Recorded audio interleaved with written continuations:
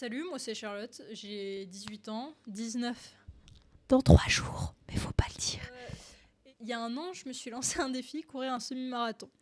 J'ai toujours été inscrit dans des clubs de sport et tout, là n'est pas du tout le problème étant que je déteste courir. Depuis mes 5 ans, je fais du sport, mais je déteste courir. Quand fallait, à la reprise de saison, faire des tours de terrain, ce n'était pas mon dada, j'étais la première à marcher.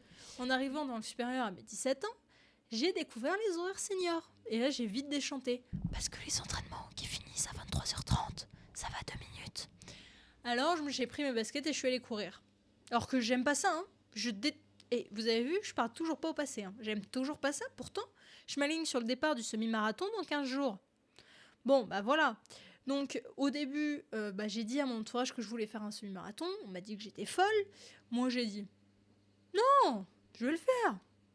Puis en avril, quand les dossards se sont mis en ligne, il a fallu assumer, médire. Donc j'ai payé 41 €. Et puis dans 15 jours, je me retrouve avec moi, mon otite, mon syndrome de l'essuie-glace sur le départ du semi-marathon. Parce que oui, j'ai eu une otite, donc ça fait 1 semaine et demie que j'ai pas couru. Plus, vu que j'ai un syndrome de l'essuie-glace niveau course à pied, c'est un peu le programme, il fait ça. Donc c'est pas... Voilà, donc je vous emmène avec moi dans cette journée de semi-marathon. Et puis voilà, on se dit dans 15 jours pour la suite. Enfin, pour vous dans une seconde, pour moi dans le 2 novembre, au marathon, semi-marathon de Toulouse. Marathon, jamais. Retenez bien cette phrase, on en reparlera dans un an et demi ou deux. Ah, et petit disclaimer, avant que vous commencez à m'insulter, oui, j'ai fait une préparation, oui, j'ai fait une prépa. Je vais chez le kiné pour mon syndrome de l'essuie-glace et mes syndromes rotuliens. Et oui, je suis en capacité physique de le faire, je ne vais pas me blesser, je ne l'ai pas fait sans aucune préparation et j'ai l'aval de mon kiné pour faire cette course. On est à J-1, on est la veille au soir. J'ai récupéré mon dossard hier soir. Il est joli en vrai. Mon numéro. Je suis stressée comme un cul. Dit temps. Donc ils nous ont donné une petite enveloppe avec les départs des SAS, le plan du départ. Moi je suis le SAS numéro 7, le bleu, 1h55. Je ne ferai pas 1h55, mais c'est pas grave. Petit tatouage pour les rappels d'allure. Pareil, j'en aurais pas besoin pour une raison évidente. Je finis ça et j'explique après. Bracelet d'accès au SAS, SAS 1h55, SAS bleu. Et évidemment, les fameuses épingles à nourrice. Ils nous fournissent les épingles à nourrice, je trouve ça très sympa. On va mettre le dossard sur le t-shirt ce soir, préparer toutes les affaires, les flasques, la ceinture. Comme ça, tout va être prêt. Et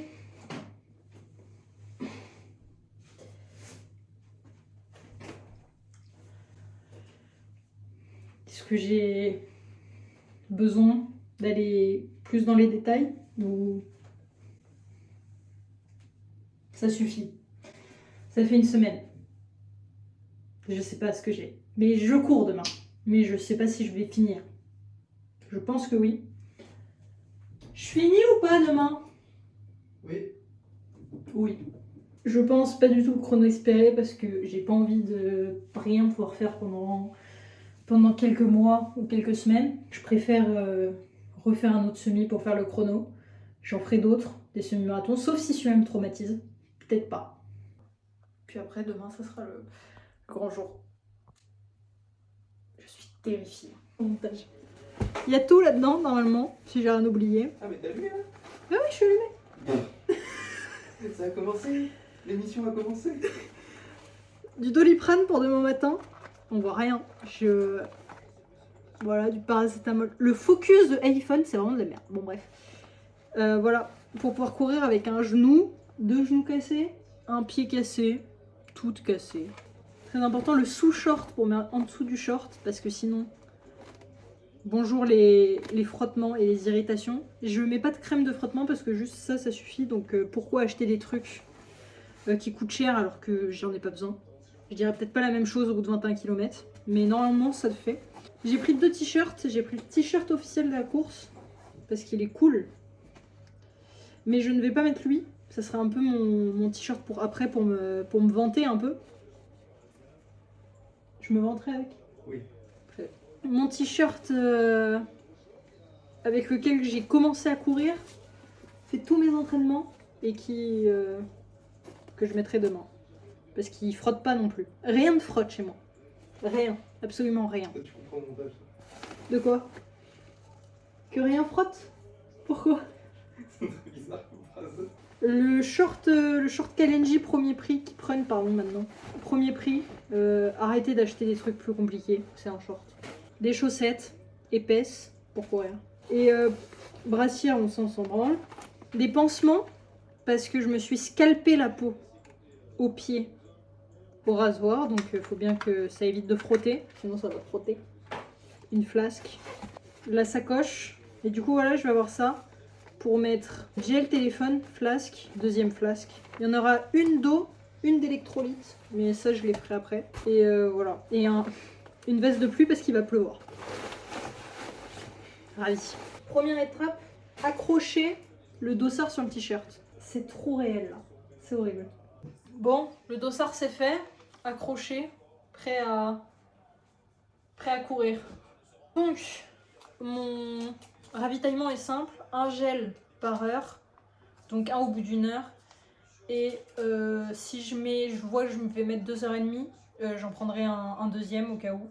Mais je ne pense pas à mettre plus de 2h30, donc j'espère pas.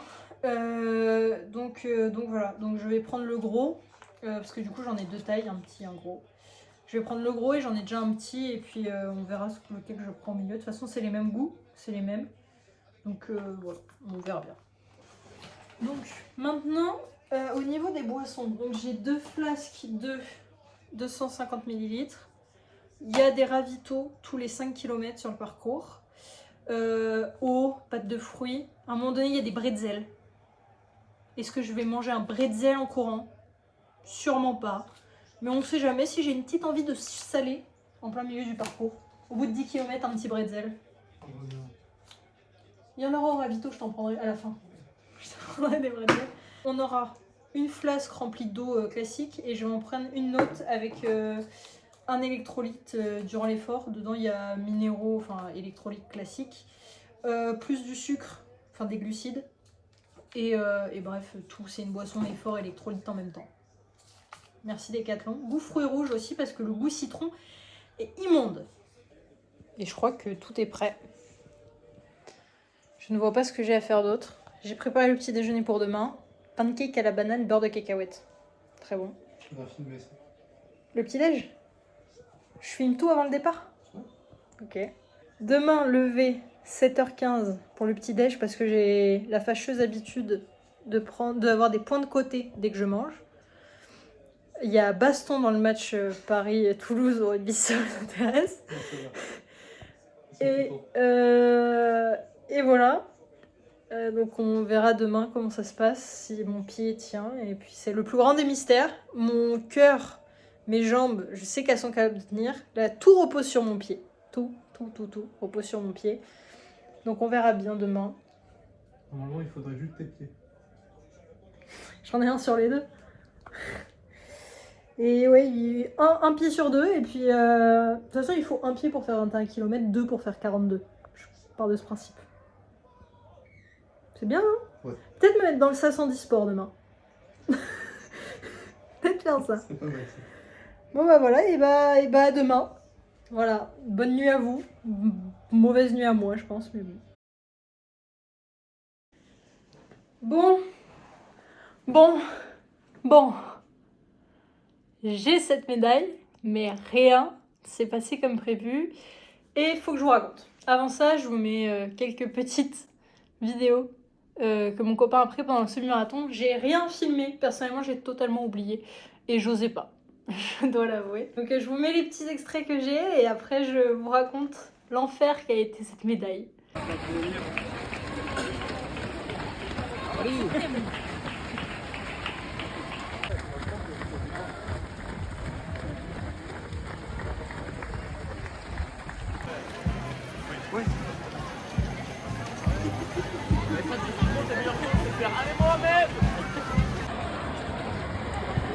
Alors,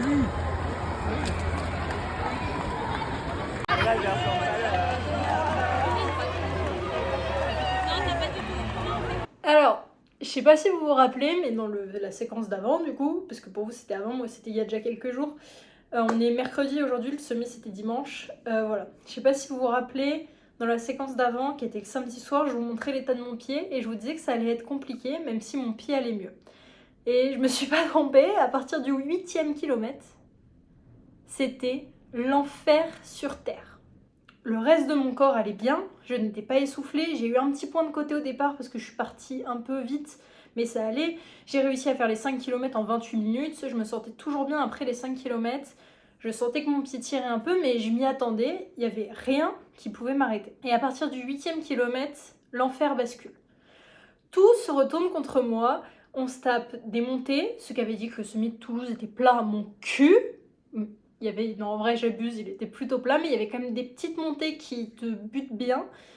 Et je commençais à ressentir une douleur énorme au pied. À partir du 9e, je lâche totalement, je commence à marcher sur le côté. Des gens extraordinaires, notamment Fred, la maman du semi. Merci mille fois. Si elle passe par là, on ne sait jamais. Juste merci parce que cette médaille, elle est en partie grâce à vous. Je pense que sans vous, j'aurais arrêté. Fred qui m'a repêché entre le 8e et le 9e kilomètre et qui m'a poussé sur 2 km jusqu'au 10e quasiment. J'ai passé le 10e en 1h02.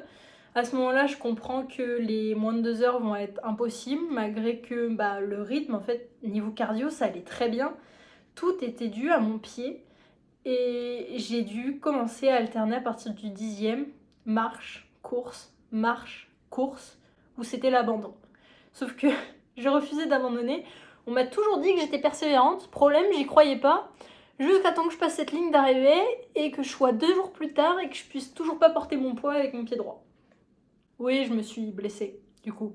Enfin, j'étais déjà blessée, mais du coup, ne faites pas un semi-marathon blessé, même si vous avez payé le dossard, c'est une idée de con. Mon pied ne va toujours pas mieux, hein. J'ai toujours, j'ai mal aux tendons, les 2 tendons du pied, celui qui est sur le côté extérieur et le tendon d'Achille.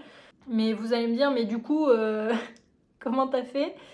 Donc j'ai alterné marche et course, je marchais à tous les ravitaux, je marchais à peu près tous les 2 km pour reposer mon pied. Pas trop longtemps parce que dès que mon pied se refroidissait, le départ me faisait encore plus mal.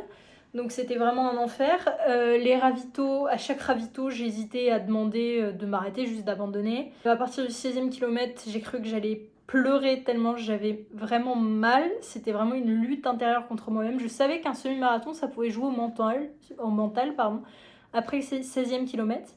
Mais je pensais pas autant. Avec la douleur en plus, c'était horrible. Pourtant, j'avais électrolyte gel. Vraiment, niveau énergie et niveau cardio, tout allait bien. Je suis juste dégoûtée. Je passe l'arrivée en 2h20 minutes, ce qui n'était pas du tout l'objectif. Forcément déçue de moi de ce côté-là, mais très heureuse de ne pas avoir abandonné parce que du coup, cette médaille, elle a une bien plus grosse valeur que si j'avais juste arrêté de courir ou si juste je l'avais terminé dans les temps.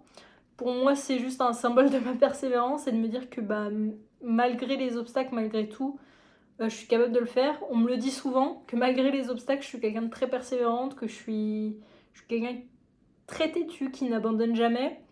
Je ne le croyais pas. Cette médaille, elle est là pour me le rappeler parce que je peux vous dire que j'avais toutes les raisons du monde d'abandonner. Pourtant, je ne l'ai pas fait.